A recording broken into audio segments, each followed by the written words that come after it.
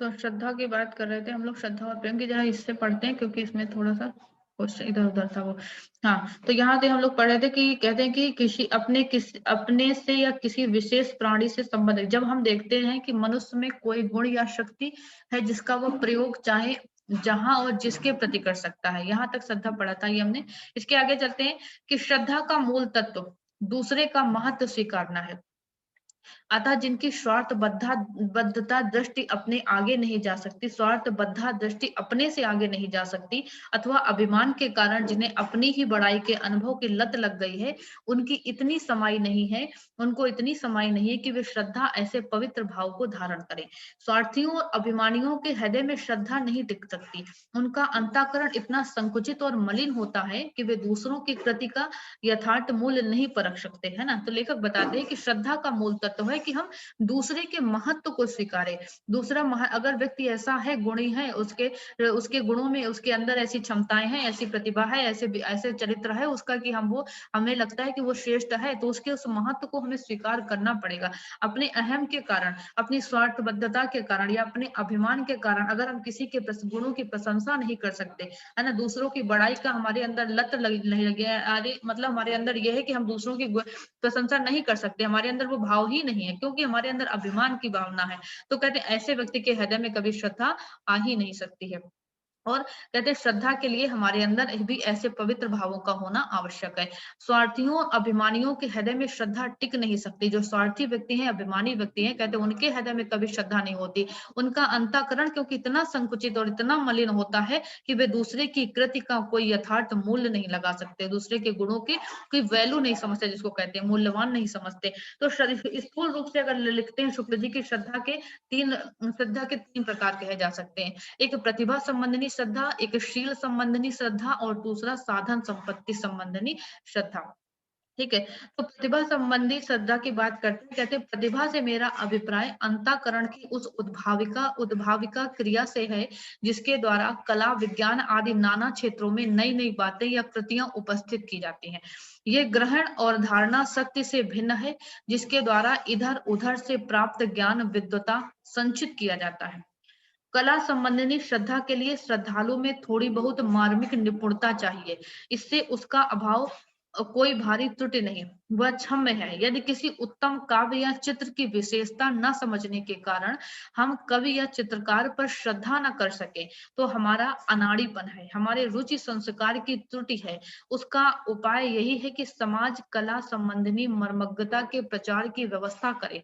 यानी लेखक कहता है कि प्रतिभा संबंधी जो श्रद्धा होती है वो कैसी होती है कि वो हमारे अंतःकरण की उद्भाविका। प्रतिभा संबंधी क्या है, वो हमारे अंतःकरण से यानी उत्पन्न होती है, जिसके कारण क्या होता है कि हम कला, विज्ञान यानी विभिन्न क्षेत्रों में नई नई बातें या नई नई कृतियां हमारे सम्मुख उपस्थित होती हैं। और ये क्या होता है, ग्रहण और धारणा शक्ति से ये अलग होती है ना। शुक्ल जी कहते हैं कि जो कला संबंधी श्रद्धा के लिए श्रद्धालु में भी थोड़ी बहुत मार्मिक निपुणता भी होनी चाहिए। फिर आगे लिखते हैं शुक्ल जी की इसका यानी कि यदि कोई किसी उत्तम काव्य या चित्र की विशेषता न समझने के कारण हम कवि या चित्रकार पर श्रद्धा न कर सके, तो हमारा ये अनाड़ीपन है, हमारे रुचि संस्कार की त्रुटि है, क्योंकि हमारे अंदर वो भाव ही नहीं है, वो प्रतिभा ही नहीं है कि उसके चित्र को हम समझ सके, उसके काव्य को हम समझ सके, है ना। तो कहते हैं इसका उपाय यही है कि समाज कला संबंधी मर्मज्ञता के प्रचार की व्यवस्था करे, यानी कि कला संबंधी जो ज्ञान है उस पर लोगों का प्रचार प्रसार कर सके, लोगों को जागरूक करे, और जिससे विविध कलाओं के सामान्य आदर्श की स्थापना जन समूह में हो जाए, यानी जन समूह के अंदर ऐसी कलाओं की यानी के लिए एक आदर्श का भाव स्थापित हो। पर इतना होने पर भी कला संबंधी रुचि की विभिन्नता थोड़ी बहुत अवश्य होगी। अश्रद्धालु रुचि का नाम लेकर ईर्ष्या या अहंकार के दोषारोपण से बचाया जा सकेगा इसको। ठीक है। तो ये दूसरी बात करते हैं शील संबंधी श्रद्धा की। कहते हैं पर शील संबंधी श्रद्धा व्यक्ति का कर्तव्य होता है। शील संबंधी श्रद्धा प्रत्येक व्यक्ति का कर्तव्य होता है, शुक्ल जी कहते हैं। शील या धर्म के सामान्य लक्षण संसार के प्रत्येक सभ्य समुदाय में प्रतिष्ठित है। शील मतलब शालीनता, विनम्रता। तो कहते हैं कि ये जो शब्द है शील या धर्म के सामान्य जो लक्षण है संसार के प्रत्येक जन समुदाय में प्रतिष्ठित है। धर्म से ही मनुष्य समाज की स्थिति है, अतः उसके संबंध में किसी प्रकार का रुचि भेद, मतभेद आदि नहीं है। यानी सदाचार के प्रति यदि हम श्रद्धा नहीं रखते तो हमारे समाज के प्रति हम समाज के प्रति अपने कर्तव्य का पालन नहीं करते। यानी जो सदाचरण करने वाला व्यक्ति है उसके प्रति हमारे मन में अगर श्रद्धा नहीं है तो हम समाज के प्रति अपने कर्तव्य का पालन नहीं कर रहे हैं, ऐसा शुक्ल जी लिखते हैं। कहते यदि किसी को दूसरों के कल्याण के लिए भारी स्वार्थ त्याग करते देख हमारे मुंह से धन भी ना निकला तो हम समाज के किस काम के ठहरे। समाज को हमसे कोई आशा नहीं, हम समाज में रहने योग्य नहीं। किसी कर्म में प्रवृत्त होने से पहले ये स्वीकार करना आवश्यक है कि वह कर्म या तो हमारे लिए या समाज के लिए अच्छा है। इस प्रकार की स्वीकृति कर्म की पहली तैयारी है। श्रद्धा द्वारा हम आनंद पूर्वक स्वीकार करते हैं कि कर्म के अमुक अमुक दृष्टांत धर्म के हैं, अतः श्रद्धा धर्म की पहली सीढ़ी है।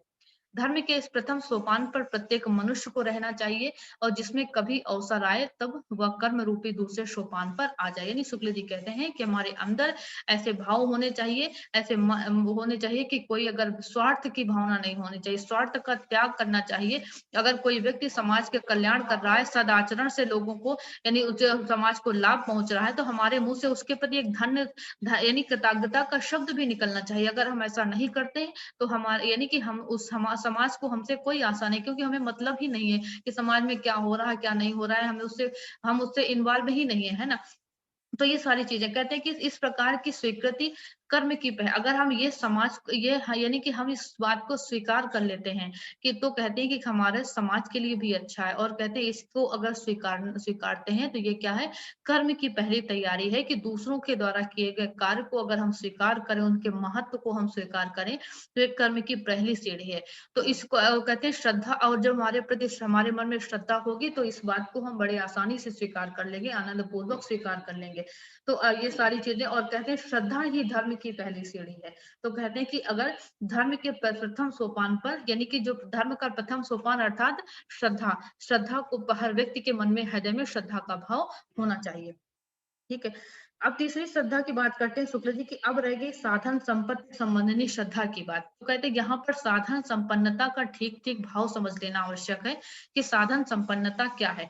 साधन संपन्नता का अनुपयोग भी हो सकता है, सदुपयोग भी हो सकता है और दुरुपयोग भी हो सकता है। अनुप्रयोग, सदुपयोग, दुरुपयोग दोनों में तीनों में अंतर है ना।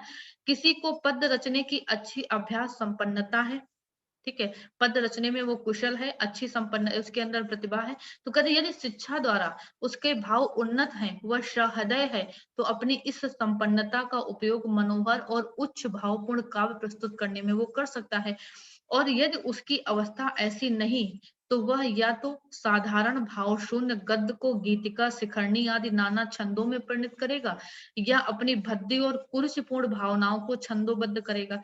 उसके इस कृत्य पर श्रद्धा रखने वाले भी बहुत मिल जाएंगे।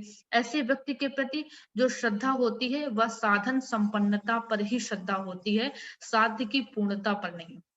ठीक है, साधन संपन्नता का अर्थ बताया उन्होंने कि यानी जो भाव उसके हृदय में है वह अपनी इस संपन्नता का अगर उपयोग उच्च कार्यों में करता है, ठीक है, वो जो संपन्नता उसके अंदर है उसका उपयोग अच्छे उच्च कोटि के कार्य के लिए करता है तो वो अच्छा है। अगर वो उच्च कोटि के न कर कर एक साधारण से कार्य में उसको लगाता है तो ये क्या कहलाएगी, साधन संपन्न प्रतिभा कहलाएगी। और कहते हैं ऐसी प्रतिभा पर भी बहुत सारे लोग श्रद्धेय मिल जाएंगे बहुत, और लेकिन कहते हैं ये श्रद्धा पूर्ण रूप से मानी नहीं जाएगी। आगे कहते हैं देशी कारीगरी, चित्रकारी, संगीत आदि में नियम पालन के अभ्यास द्वारा प्राप्त इस साधन संपन्नता पर इधर बहुत दिनों से अधिक ध्यान दिया जाने लगा। मानव हृदय पर इस मनोहारिणी कलाओं के प्रभाव का बहुत कम विचार होने लगा था। बहुत से पुराने मकानों की कारीगरी देखिए तो उनमें बहुत सा काम घिच-पिच किया हुआ दिखाई देगा।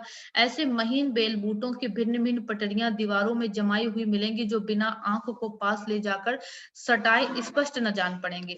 सारे मकान को एक बार देखने से इन सबों का सम्मिलित प्रभाव दृष्टि मन पर क्या पड़ेगा, इसका कुछ भी विचार बनाने वाले ने नहीं किया। ये स्पष्ट ये स्पष्ट दिखाई पड़ेगा। ऐसे कामों में अभ्यास का तथा समय और श्रम के व्यय और अपव्यय का पूरा परिचय मिलता है, पर विचार और सहायता पूर्ण उनका उपयोग बहुत कम होता है। यानी कहते हैं कि समझने की बात यह है, शुक्ल जी के कहने का भाव, कि इमारत हाथ पर लेकर देखने की चीज नहीं है, 10-5 हाथ दूर पर खड़े होकर देखने की चीज है। यानी कि लेखक के कहने का भाव कि हम ऐसे कार्य करें जो चीज, जैसे कि मान लीजिए अगर किसी मकान की कारीगरी एकदम महीन बेलबूटी, बिल्कुल महीन सी कारीगरी मकान में कर दी जाए, जिसको पास नजर लगा के देखना पड़े, तो कहते हैं इससे इसका कोई महत्व नहीं है। ठीक है, जो जो चीज जहां जिस जिस समय के लिए, जिस चीज के लिए उपयुक्त है, वो वहीं पर अच्छी लगती है। तो कहते हैं कि मकान, यानी कि सब नजर जड़ा गड़ा कर लोग देखेंगे, सब कुछ देखेंगे, लेकिन उसका भाव कुछ नहीं। मकान ऐसी चीज है कि लोगों को जब दूर से दिखाई पड़े, 10-5 हाथ दूर खड़े होकर लोग देखे, एक नजर उनकी जाए और लोगों के मुंह से वो शब्द निकले, कि वाह वाह का शब्द निकले, एक धन्य का शब्द निकले, कि हाँ, जिसने भी बनाया उसकी कारीगरी उत्तम है।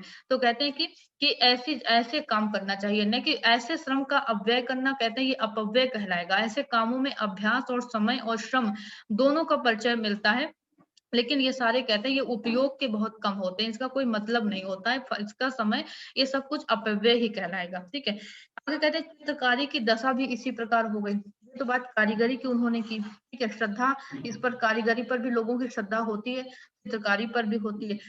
तो चित्रकारी की बात करते हैं कि चित्रकारी की दशा भी इसी प्रकार हो गई। राधा कृष्ण कदम्ब के नीचे खड़े हैं, कदम्ब की एक पत्ती अलग अलग बारीकी के साथ बनी दिखाई पड़ती है। राधा की चुनरी की एक एक बूटी बड़ी सावधानी और मेहनत के साथ बनाई गई है। देखने वाले को यह नहीं जान पड़ता कि कुछ दूर पर खड़ा होकर कदम्ब और राधा कृष्ण को एक साथ देख रहा है, और कहते हैं कि बल्कि ये जान पड़ता है कि कभी तो पत्तियां गिनने के लिए वह पेड़ पर चढ़ता है, और कभी नमूना के लिए चुनरी हाथ में लेता है। ऐसी रचनाओं के प्रति श्रद्धा प्रकट की जाएगी। वह अभ्यास, श्रम और बारीकी अर्थात साधन संपन्नता के विचार से होगी, साध्य की पूर्णता अथवा कला के विचार से नहीं, जिसका उद्देश्य मानव हृदय पर मधुर प्रभाव पड़ता है। ठीक है, यहाँ पर बताया उन्होंने कि किस तरह से एक सुंदर कारीगरी, सुंदर चित्रकारी की गई।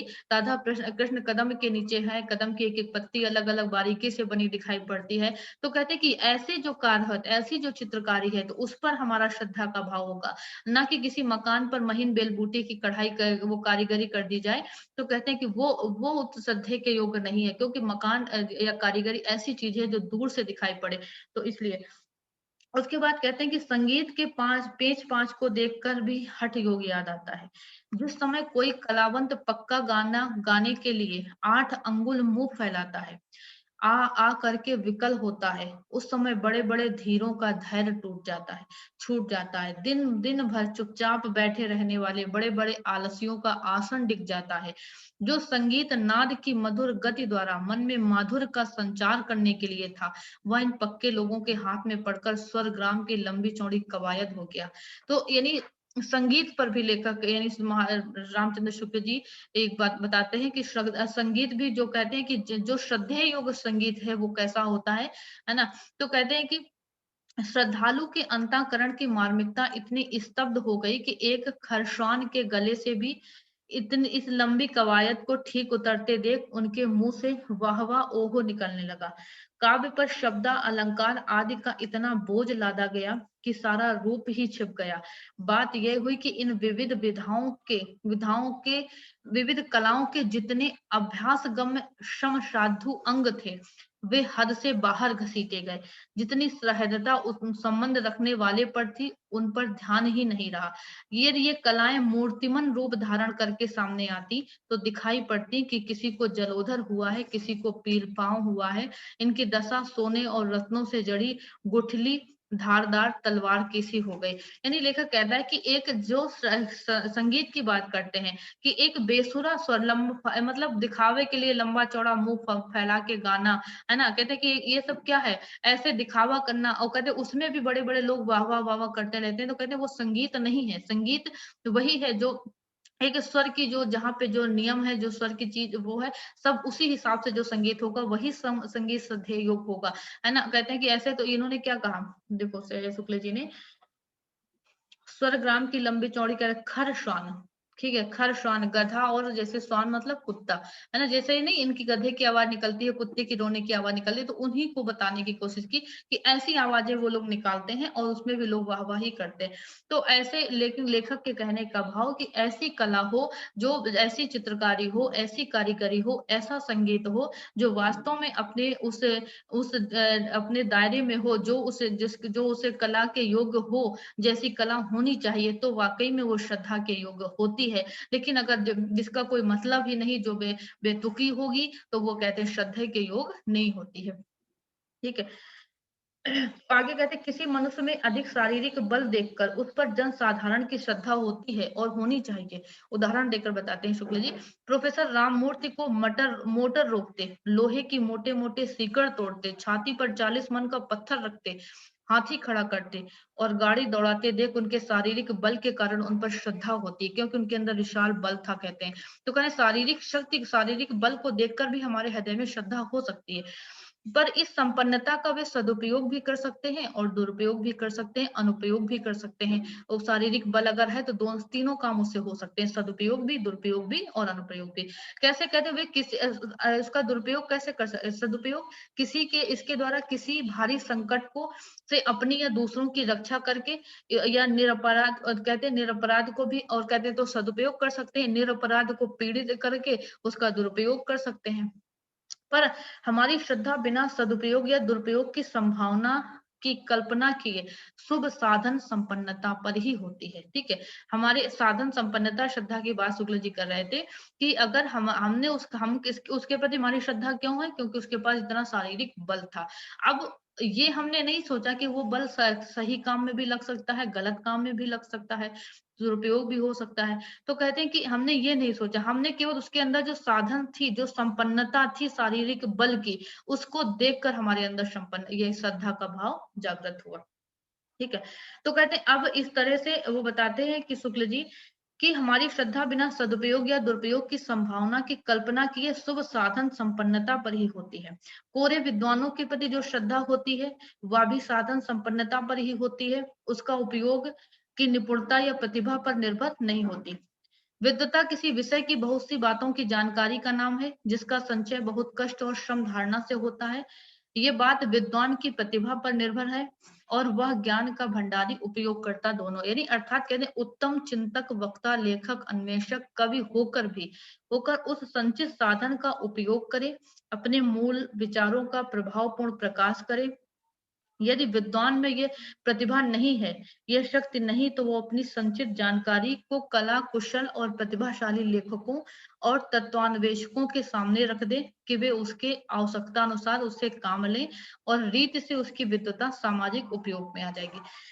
ठीक है, तो ये यहाँ पर श्रद्धा की साधन संपन्नता, प्रतिभा संपन्नता, इन सारी संपन्नताओं की बात की शुक्ल जी ने। श्रद्धा की कि साधन प्रतिभा संबंधी श्रद्धा होती है, skill संबंधी श्रद्धा का क्या होती है, साधन संबंधी श्रद्धा क्या होती है। ठीक है, तो इस क्लास को